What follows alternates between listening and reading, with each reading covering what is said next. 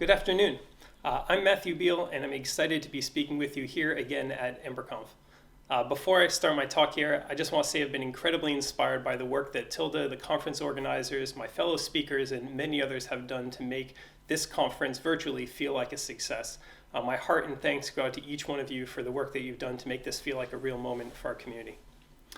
So last year, I started a new role in engineering at a company called Handlebar. We're mostly based in New York City. We work on one of the longest maintained Ember code bases that's out there, and additionally on a couple new code bases using Ember Octane.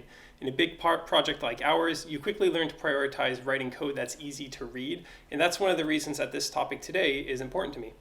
Okay, so to dive in here, there's a joke on the core teams. It goes, no more unification RFCs, and yeah, that's the punchline. Maybe some of you have an idea why. Just before EmberConf last year, we decided to withdraw this RFC, the Module Unification RFC, from consideration. It might seem late to be talking about this topic, and I'm not going to talk about Module Unification in detail, but what you should understand, if you don't already, is that Module Unification was a last attempt at cleaning up some loose ends in how we organize and reference files in Ember. So let's say that we're reading this template in an application. Most Ember developers would intuit that when they look for the definition of welcome on disk, they would look at this location in app components, and that's often the correct answer. But if you want to make an implementation of jump to definitions, say, so that when you hover on welcome, you can jump to the file where it's defined, you would actually need to consider a much larger range of possible places that that thing could be. And the same thing would go for TypeScript if you wanted to let TypeScript find the definition of that file. Ember uses a resolver system that permits components to be defined in a number of different locations in your app or in an add-on, and the logic for deciding which to use is implemented as part of your application's runtime. Now that makes it challenging to support common static analysis tools, things in IDEs and type systems and bundlers that people use across other parts of the JavaScript community. You might already be familiar with the concept of a local maximum. When you're looking for a solution to a problem, there are probably many viable solutions to that particular thing. However, the path from one solution to another solution might not always be linear, and so it can get easy to over-focus on the thing that you have in front of you instead of looking at the whole range of design possibilities and solutions that might be out there. You'll often read about this idea when you dig into something like neural network systems. For example, this neural network that generates horses on this horse does not exist.com managed to generate this really realistic image of a horse on the right-hand side as a global maximum. But in other cases, such as the one on the left here, it was equally confident that it had found the right answer, but it had completely missed the mark. So I think that module unification was probably a local maximum. We had identified places like real problems where Ember's resolution system wasn't always clear about what file you were looking at, what component you were trying to invoke. And module unification introduced more formal rules and requirements in an attempt to unify that system. In hindsight, though, it was a local maximum, and the rest of the JavaScript community was climbing the hill to a better solution. This talk is about how we're going to align Ember with that better solution. So to illustrate the problem with Ember's resolver system, let's build a little fork of Ember. I'll call it Matt's Resolving Ember Microlib. Here's a component in my framework, and you can see it's just a function that returns a string. And we're going to presume that it's in a file here called components.js. And here's my framework. I know this looks like a lot of code.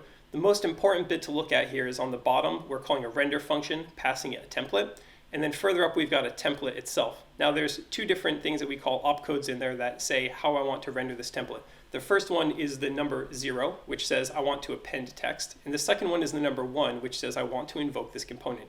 And if you look at the render function above, you can see how those things are done. And further up, there's a setup where we create a map of all of our components, and then we render them. So let's see how the ambiguity of using this system, because we're using a string for welcome here, let's see how that ambiguity presents problems where a lot of tooling can't penetrate the meaning. So first I've run this program through some popular build tools, Rollup and Terser. Rollup takes advantage of the fact that ES modules are static. That is, the imports and exports from a module can be understood without running the code. Rollup figures out how to take your multiple modules and safely combine them into a single JavaScript program. You can think of it as a simple compiler which takes our dependency, the component, and links it to the main program. Tensor is a minification tool which uses static analysis to make your JavaScript payload smaller. For this version of the program, the output looks like what we would expect. The component here is present, and the rendering logic is present. And you can see our template in there with the opcode 0 and the opcode 1 as well. Let's go ahead and change our template. So instead of calling opcode 1 to print the component here, to invoke our component, let's just render more text with an append opcode instead. So now I have two text opcodes of 0 to you I say, a fond farewell. And this would be akin to you opening up a template in your Ember app and deleting the invocation of a component to replace it with some text. So in this output, again, running it through rollup in Tensor, you would expect the component logic doesn't need to be present since we stopped referencing it in the templates. But because their relationship was something resolved at runtime, and because rollup and Tensor don't know what the program will actually do, they aren't able to strip that component out. In the Ember ecosystem, we're working on tools like Embroider. Embroider tries to close this gap by teaching the build tools to assume things about the runtime during build time analysis. But I can give you another example of how the resolver's dynamic implementation will frustrate other tooling. So finding a second example of how this ambiguity in our resolver-based library has practical impacts is as easy as looking at the most popular IDE for Ember users, VS Code. Here I've opened up the microlib and I'm attempting to jump to the definition of a component just like it was referenced inside of our template. So it isn't surprising that this doesn't work, right? You can actually read it with your eyes here. We have a string for welcome. And just like we don't, without understanding the program, have any context for what that string means, our compilation tools don't have that, and our analysis tools in this case don't have that understanding themselves. We could, again, teach the tool about this. We could build a custom language server and encode assumptions about where to look for these definitions. So the first draft of my microlib used dynamic resolution to look up components. The application boots, the available components are put in a map, and then templates reference them by strings. In order for our eyes to know where to find a definition and for our tooling to know, we need to teach the systems what those rules for resolution are. And I think that teaching also comes across for us as individual developers. When I asked you to look at this template and tell me where the welcome component is defined, you could probably give me a pretty reasonable answer. But that's because you've internalized the rules of the resolution system. In contrast to that, in a static system, one based on ECMAScript modules, we're always going to be able to be explicit about where a definition comes from. You don't need to teach any tooling or people those rules. So let's build a second draft of the microlib, this time a static version. So in this version of the template, I've referenced the welcome component directly. Down in our template, we have our opcode 0 with our string to append. We have our opcode 1 with the actual argument of welcome, which is the thing that's imported from the top. There's no setup, there's no list of components, there's no resolver here. Furthermore, if you want to see where the welcome component comes from, you can read this really easily, right? You just look at where it's imported from. So now that the template contains a direct reference to the component, we don't need to teach the tooling about any ambiguous cases. So jump to definition just works in a template the way that it would work in most JavaScript code. And here we've got that running. And when the bundlers process this, again through rollup in Tensor, the implementation of the component is actually lifted directly into the template itself. So we can see our opcode 0 to UI say, and then our opcode 1 with the actual component itself inlined into the template. We've made the link between the program and the component static. The tooling can not only understand where the component is being used, but it can also understand if it's not used at all.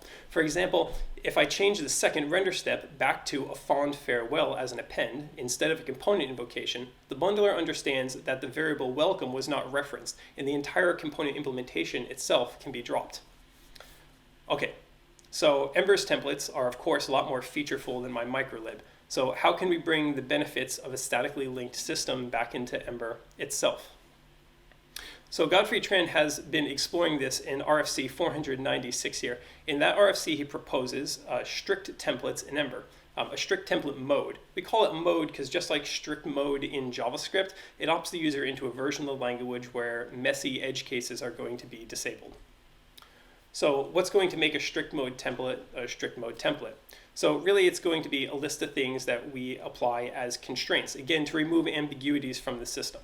So the first of these is that there's going to be no more implicit this fallback. So if you invoke something or if you access something like curly foo here, we're not going to look to this.foo. If you want to access the component instance, you must use this dot.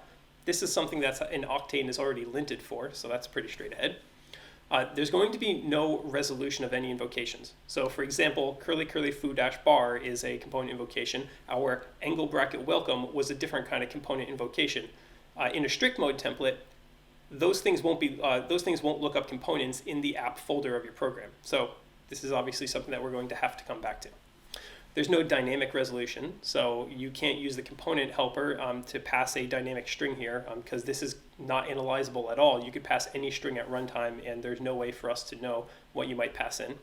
And then partials have a similar facility where they can also take a dynamic argument. Partials are already deprecated, so again, this is pretty much already on the happy path. Okay, here's an example of what a Handlebar's strict mode template could look like. It shouldn't look very different than an Ember template you might work in today. It's going to contain a couple template keywords. So in this case, we have each being used in here. Arguments, so @greetings is an argument to this component that I'm using. It has a block param, myGreeting, that we're then using inside of the block. And we're accessing properties off the component state, and that works just like it would in any regular template. However, there's no actual way to invoke a component from app. So for example, if I had put bracket, like angle bracket quote in here, it wouldn't actually render a component at all. It would just be an error. And so this brings us to the crux. In order for these static templates to actually be useful, we're going to need a static solution for getting other components into the scope of the template. Since we want to bundle our application as JavaScript, we want to do something that's going to work with ES modules, of course. And to work with ES modules, we need to consider what a strict mode template looks like when it's compiled into JavaScript. So here's that same strict mode template compiled into JavaScript, only I've changed it this time to invoke the quote component around myGreeting. To bring that component into scope, I've imported it from a file that's in the same directory as our component here, just quote. You can imagine that it exports an Ember component, or Glimmer component. Just like with my static microlib earlier, the definition of the component itself is now passed directly into the compiled template. You can see that down where we have a property of scope, and then we're passing a function with quote being closed over. Common build tooling would work well with this output, and given some work on source maps, we can make jump to definition work as well through the template itself. Of course, this API is basically as far as the Handlebar strict mode RFC itself goes. And this API is only a primitive, right? We don't write compiled templates by hand. In order to make this readable and usable, we need to find a way to lift the import statement that we're writing in JavaScript here into the template itself, which is going to take us into a design for template imports. So if we want the ability to bring other components into a strict mode template scope, there are a couple different plausible designs that we could go into. To keep the design kind of unsurprising to both new developers and advanced Ember developers, we think that two constraints are important to keep in mind. The first is that you want to be able to import a default or a named export. So you want to be able to say that my component from elsewhere or my helper or my modifier is a thing which I've named arbitrarily in my exports and I can pull it into my template. And the second thing is that on the right side of an import, the path, we want it to work just like it would in any Node.js resolution, nothing special to go on there. So given that we accept these constraints, it's going to beg a question. If we're going to constrain ourselves to so closely re-implementing the constraints already provided by ES modules, why not simply adopt the ES module syntax into templates themselves? In fact, any design that doesn't do that seems to bend common sense a little bit too far. So let's see what that's going to look like to bring the ECMAScript module syntax into templates. So a strict mode template itself doesn't have imports, but if we bring in a design for template imports, we can bring them into scope here. So we have -- import quote, and then another -- The -- introduces a preamble where we're going to be able to write our import statements, and at the bottom we have our template. In between the preamble section, we want to constrain what's available in there to only be ECMAScript module syntax. So you can't use variables, you can't define functions or anything like that. And that's really as a first pass. Imports can of course come from any path because we want the thing on the right side of an import statement to work just like it does in normal JavaScript. So here we're importing quote, which would be a file that's in our local application. We're also importing titleize, which is a helper that the Ember framework itself is providing. And then we're importing animated each from an add-on. Imports are going to open up new organization options for your app. If you have a naturally grouped set of components, you can group them on disk wherever it's going to seem appropriate. Additionally, related helpers and modifiers could easily share a single file but be exposed as named imports, for example, as we're doing for the @ember/template helpers module here. So how do these imports compile back into JavaScript? Because this is just our syntax in the template. So just as with the handwritten compilation from earlier, these three components are passed inside of the compiled template, closed over from their imports. The imports from our template are lifted into the JavaScript here, then we close over the values that are imported and pass them into the create template factory itself. And this is great. It means that when we look at the compiled JavaScript here, it's easy for our eyes to understand where a quote is coming from, which means it's also easy for our tooling to understand. Okay, so what are the next steps in the process of delivering template imports? So before Glimmer components had landed in an Ember stable release, we actually landed a primitive into a stable version of Ember, a component manager. This allowed us to implement Glimmer components inside of an add-on and circulate them amongst like the most passionate users who are eager to try and experiment with that solution and to get their feedback. That feedback kind of helped us shape the Glimmer components feature until the point where we thought it was really ready for a stable release. We want to do the same thing in this case. The Handlebar strict mode is an RFC that we have to get into a final comment period and land that primitive. That will then allow us to build an add-on on top of it, which provides the template import syntax. And then early adopters can experiment with that and let us know what needs to be shaken out in order to make it a success. Kind of in parallel, we're also going to need to do a little bit of design around what the ES module API would be like for things like link to or input. It's probably a little bit of extra design work to do there. So I've talked a lot about the technical nature of static templates in this talk, but despite the fact that static templates will have performance and payload size impacts, I want to remind you that performance isn't the headline motivation here. Static templates with ES imports make it a template simple to understand for our eyes as well. So in this first example, we have welcome, where you as an Ember developer need to understand how the resolver rules work. But in the second one, even if I've never used Ember before, it's really clear to me where this thing is coming from and where I need to go to find the definition. Additionally, module unification had some interesting features you might have heard of, like local lookup. Explicit imports make those features pretty much unnecessary. An import syntax will just allow you to group components naturally in your project without losing the common conventions as suggested by linting and generators. So that's why JavaScript, or at least JavaScript import syntax, is coming to Ember templates. So the Ember project was one of the earliest adopters of ES modules, and embracing the opportunities that ES modules present in making our templates more readable and better analyzed is something that I'm pretty excited about. But more than that, it's going to give us the opportunity to take challenges that Ember has in common with other JavaScript projects and allow us to better share common solutions between them.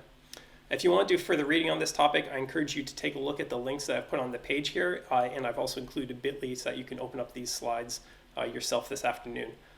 Thanks for joining us here at EmberConf virtually, and I look forward to talking about this topic more with you on chat. Thanks.